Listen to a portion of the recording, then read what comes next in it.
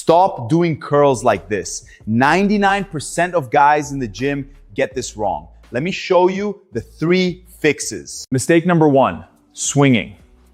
If your body is moving, your biceps aren't working.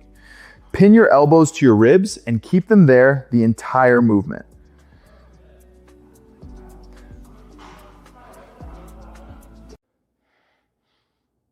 Mistake number 2, dropping the negative. The lowering phase is where most of the muscle growth happens.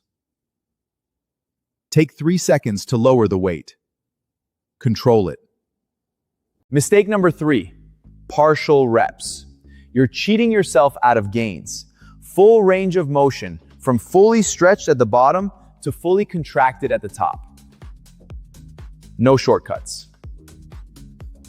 Now put it all together.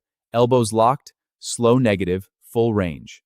3 sets of 10 with this form and your biceps will have no choice but to grow. Will not smike an egg lowering the yav, a summer was my tad biceps and the vast here to grokel.